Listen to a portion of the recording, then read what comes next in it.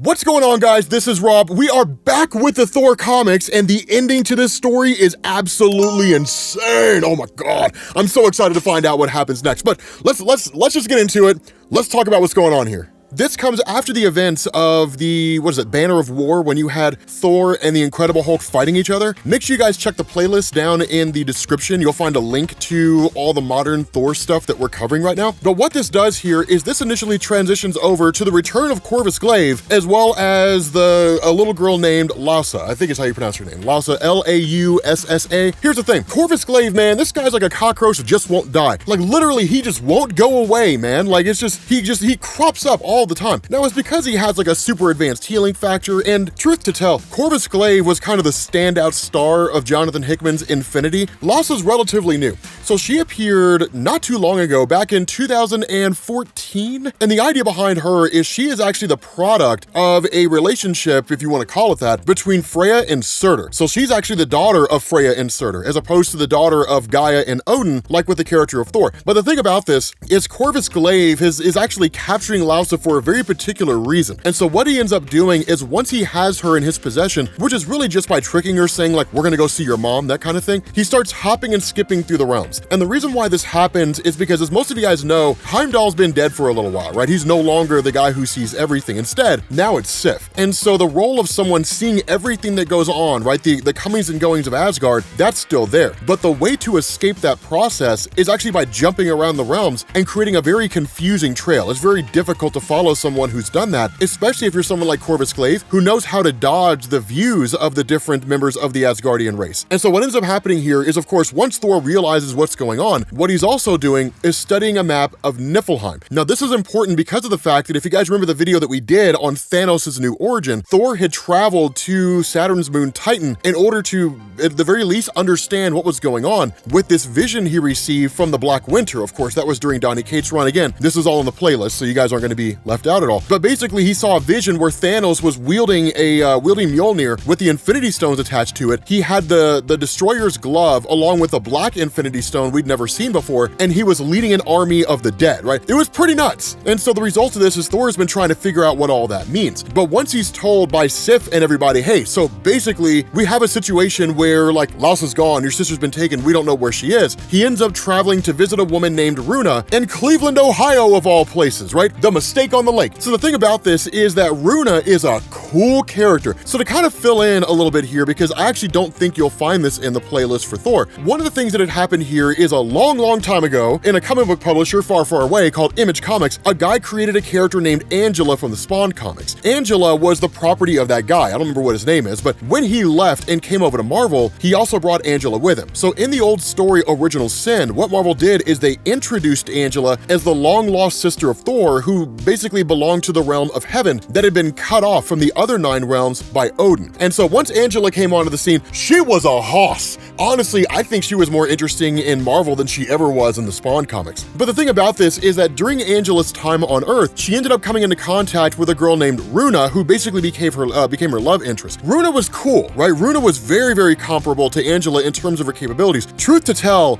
Tessa Thompson's character of Valkyrie, I wouldn't be surprised if somewhere along the line, she's confined to the role of being Runa. Now, Runa does have a really cool history here, and we'll talk about it over the course of this, but Runa is a person that's very knowledgeable about the realm of Niffelheim in a way that Thor simply just isn't. And so what ends up happening is Thor goes to visit her and says, tell me everything you know about this place, specifically this mountain range in Niffelheim, right? Because Thor's been to Niffelheim. It's not like he's never been there before and knows nothing about it, but he doesn't know everything about it. And so with this mountain range that he's not very knowledgeable about, Runa is aware of it. And what Runa ends up doing is basically becoming a sort of guide for Thor. Now, one of the things to understand here is that Runa and Thor are not necessarily friends, and I mean that in no uncertain terms. They don't necessarily get along all that well, but she was a Valkyrie once upon a time, and so she does, on some level, still hold her allegiance to the throne of Asgard. And so what ends up happening is when Thor asks her what's going on, she starts to spill the history here. So of course, I'm gonna give you guys what she says here, but I'll also fill in the gaps in terms of what's not covered here. And so what she says is that we were fighting one of our grandfather's wars, fighting and losing, and it was a slaughter. Now, at the time that she was a Valkyrie, she was serving Bor, the father of Odin, right? So Thor's grandfather here. And she says Bor's sorcerers had a weapon that they predicted would end the war, end all wars and make him God King of the realms of life and death. But it went wrong. There was an explosion, an eruption of magical force, wild and unpredictable. Though it did successfully end the battle, the sorcerers could not stop the eruption. All they could do was seal it off and contain it, create a zone where no one would venture, hide it behind the walls of enchantments and spells, because anyone who stays too long becomes contaminated. Now here's the thing to understand about all this. So when it comes to the roles of the Valkyrie in Marvel Comics, they largely maintain the role of shepherding the dead to the afterlife, right? Usually to Valhalla. Occasionally there might be a bit of a deviation there, but that's usually almost always the case, right? Warriors who died in battle are taken to Valhalla by the Valkyrie themselves. But the Valkyrie served the throne of Asgard. And so one of the things that Marvel's been doing here in recent years is that where the Valkyrie were kind of their own thing that existed out there, albeit still subservient to Odin insofar as anybody else was, they were sort of separate, right? Like they played their role and that was it. And occasionally Odin would call them in to have them do stuff. What Marvel's been doing in recent years is they've actually been bringing it closer in line with the Marvel Cinematic Universe, which is kind of what Marvel Comics has been doing, right?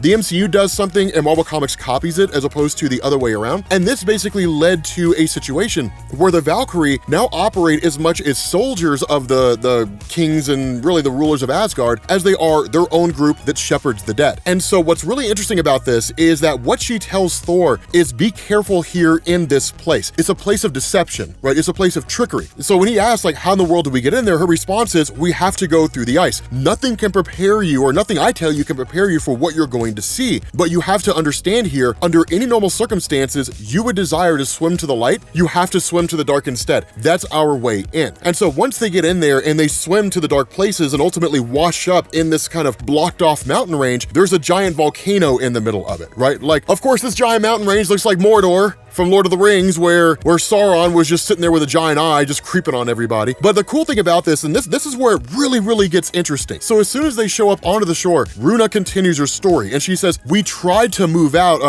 all of our dead, but we quickly learned that we could not stay in this place for long. I never went farther than this, but some of my sisters did. The few who came back were not right. Gondul came back addled, confused, and foolish. She was never the same. Hulda survived for a while, but she lost her shadow, and as time went on, she simply faded away. Now, when Thor asked the question about basically this girl fading, the response of Runa is, when she came back, it was like she came back as a ghost, right? She wasn't a tangible being anymore, and she just sort of began to disappear, and that was basically it, right? Alla began speaking to animals, she ran off to live in the forest, but most just never came back. And so this is a very dark and twisted place. And so as they're making their way through here, what they end up realizing is that shadows are kind of moving around. Initially, they think it's tangible beings, but it's actually just the shadows themselves. And because the shadows are descending on them, it's like Thor fighting shadows of himself. And so it's really, in a lot of ways, the mountain working against them. Now, truth to tell, this is probably just a form of magical enchantment, is really all it is, right? Those individuals who show up here, the magic of the mountain conjures shadows of your own likeness, and then those shadows try to kill you, and then probably ensnare you, right? Like take your soul, and then that's basically it. But Thor, of course, being as capable as he is, ends up using Mjolnir to cast lightning, create light, and then pushes the shadows away. And so at that point, we basically switch back over to Laussa and to Corvus Glaive. Now, this is an exceedingly important part of the story. So what ends up happening here is that this mirror that they're looking at basically seems to show the future. And so, of course, Laussa ends up seeing herself in the future, but when Corvus Glaive sees himself, he sees himself as a conqueror. And what that does is that pushes him all the further in order to unlock the mountain's secrets by basically sacrificing some of the blood of Laussa in the process, which he does a few times. But following that, again, we kind of continue on with Thor and with Runa. But as they're making their way through here, one of the things that happens is they come across what looks like a cavern effectively filled with some kind of molten material or something like that, but it's actually people's bodies who are trapped in here. And so as they're making their way through, they suddenly end up coming across a disembodied voice that both of them recognize. And this voice simply just says, let the fire cleanse them, the ashes of men are but the shadows of life, burn it, burn them all. And they end up realizing the voice is coming from Bor himself. Now, this is when things really take take off, because I imagine by this point you guys are kind of like, where's Thanos and all of this? He's coming, and he's coming right now. So here's what happens, right? Like, as this is going on, they end up realizing they're looking to a kind of projection, right? A sort of mirror, not the exact same one they saw before that Laussa was using, but this one's different. It's actually kind of a time loop. What ends up happening here is that there is a Valkyrie named Brune, who's basically the leader of the Valkyries at this point in time, serving under Bor. Now, the Valkyries themselves, according to Brune, her job is like, we're supposed to be shepherding the dead warriors to the afterlife, but Bor won't let them. Instead, Bor tells them to get out onto the battlefield and to fight. And so where she really stands against it, Bor chastises her and says like, you answer to me, right? You are my Valkyries, therefore you will do what I decree. I don't care about your responsibilities to the dead. Their souls can wait. This is more important than all of that. Now, there is truth to what he's saying. The situation they're facing is incredibly important and exceedingly dire. But the bigger thing about this is that it's really kind of dishonoring tradition. It's Bor taking it upon himself to remove the Valkyrie from an honorable role, which is considered honorable. It's like a desecration to refuse to allow the Valkyries to take the souls of the dead to the afterlife. And so that's when really Runa kind of starts to figure out the bigger picture, that it wasn't as though the Valkyries had turned against their role and allied themselves with Bor. It's that they were made to. And so in the midst of all this, we end up finding out that the foe that they're facing off against, right, the battle that they're fighting is a battle against Thanos. And in fact, by and large, it's a one-man war. Like, it's basically Thanos by himself invading this realm and facing off against Bor. Now, we don't exactly know why, but the exchange between the two is phenomenal, and I love the way this is written. So literally, Bor says, how like a mortal, ever trying to escape fate, ever trying to claw their way out of inevitable death, impertinently battling your station, your very nature. And the response of Thanos is, how like a god to dismiss those they deem beneath them, to hoard power and squander it with their lack of vision, to meet the concerns of those they rule with insufferable silence. After all, what would a god know about death? And the response of Bor is, let me show you. And it's just an amazing exchange between the two.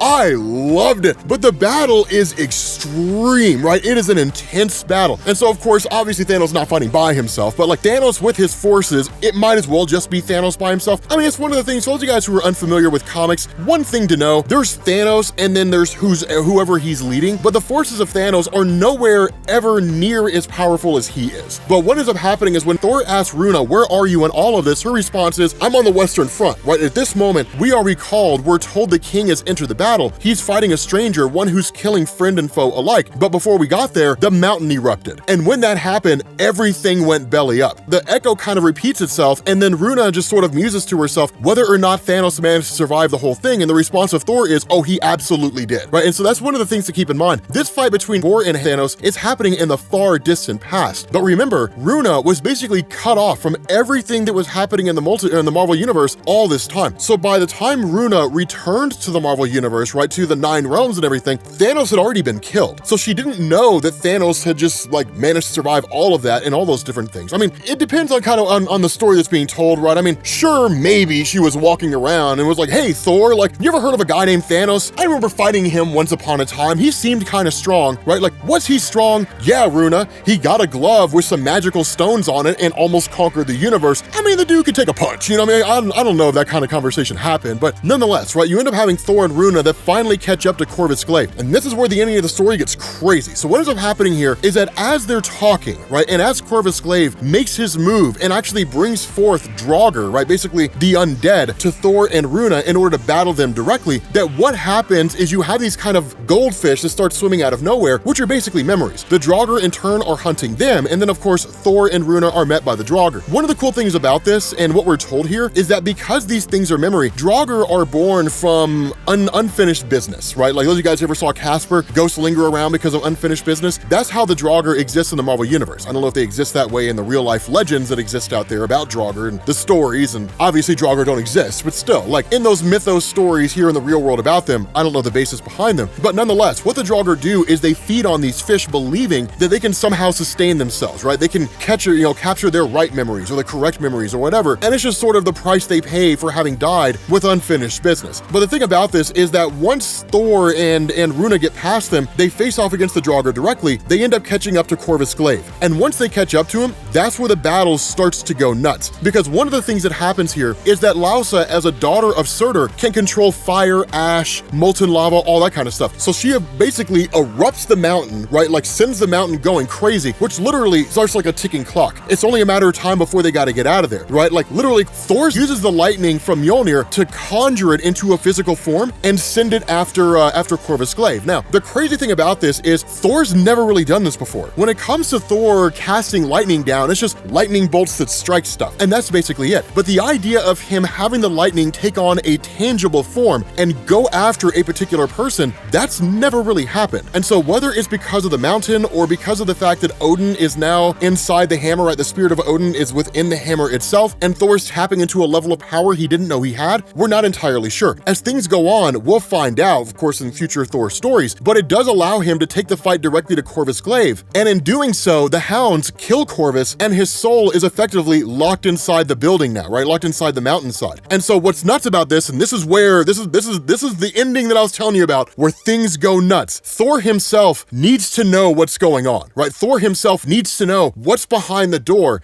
that Corvus Glaive was trying to get access to. And because of the fact that, in essence, Laussa did not really have the blood of Bor in order to make this happen, that what ends up going on is Thor cuts himself. And in doing that, the blood trickles down into the pot and the door begins to open. But before we find out what's on the other side, instead, we end up having this kind of beetle, right? This beetle that was flying around and watching the whole thing. That's all it was doing, right? This beetle has just sort of been flying around and following them the entire time. The beetle returns back to its master and reports the news. Its master is none other than Dr. Doom. And the only thing he says is, "At last." What this means, I have no idea. But if it's enough power to garner the attention of Dr. Doom, who's excited to grab it, it's gotta be something significant. So with that being said, guys, we're gonna bring this video to an end. Thank you all for watching, and I will catch you all later. Peace.